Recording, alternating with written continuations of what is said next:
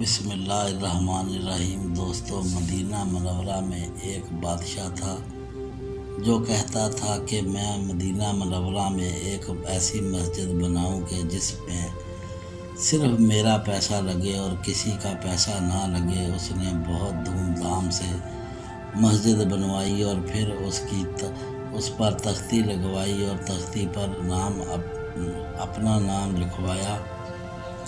جب بادشاہ نے مسجد کا افتتاح کیا تو حرم شریف کے علماء آئے اور بادشاہ بہت خوش ہوا۔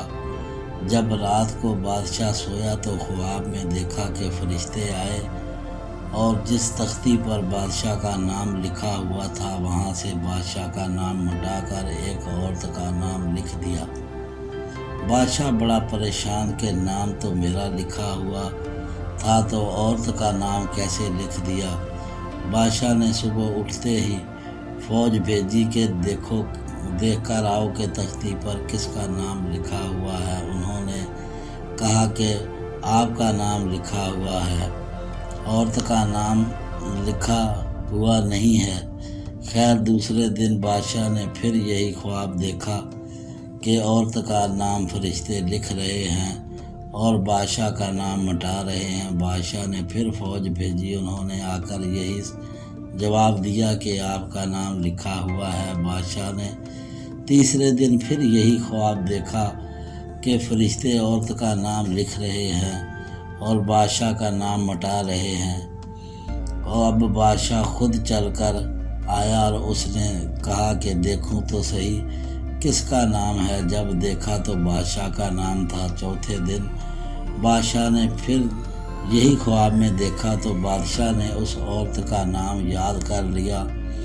دوسرے دن اس عورت کو ڈھونڈوایا کہ کون ہے یہ عورت۔ ایک بہت بڑھیا عورت تھی۔ سپاہی ان بڑھیا کو بادشاہ کے پاس لے گئے۔ بادشاہ نے پوچھا، یہ مسجد بنی ہے، تمہیں پتہ ہے؟ اس نے کہا، ہاں، آپ نے بنوائی ہے۔ بادشاہ نے کہا، تم نے اس میں کوئی حصہ لیا ہے؟ اس عورت نے کہا کہ میں فقیر عورت ہوں، میں کہاں حصہ لے سکتی ہوں اس میں، آپ تو بادشاہ ہیں، میں کہاں حصہ لے سکتی ہوں۔ بادشاہ نے کہا، کسی اعتبار سے حصہ لیا ہو آپ نے؟ اس عورت نے کہا، ہاں، بس اتنا ہے کہ روزانہ گدھے میرے گھر کے سامنے سے گزرتے تھے اینٹیں لے کر اور مسجد میں اینٹیں چھوڑ کر پھر واپس آتے تھے۔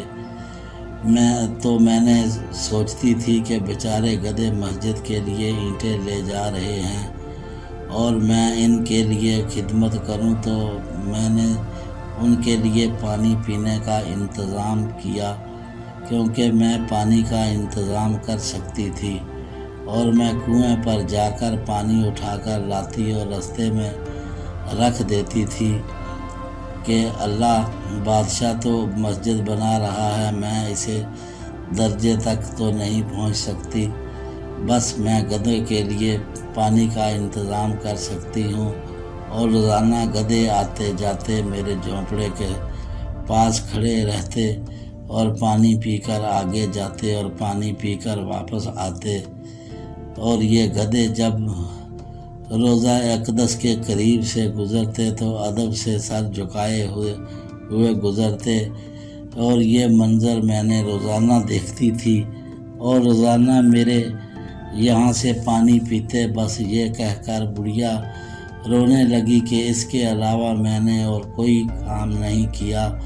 بادشاہ نے کہا کہ بس تو نے یہ جو گدھوں کو پانی پلایا، اس پانی کی وجہ سے صلے میں پوری مسجد بنانے کا ثواب تیرے حصے میں آ گیا۔ تو ناظرین، اللہ کے ہاں اخلاق دیکھا جاتا ہے اور اندر کی نیت دیکھی جاتی ہے۔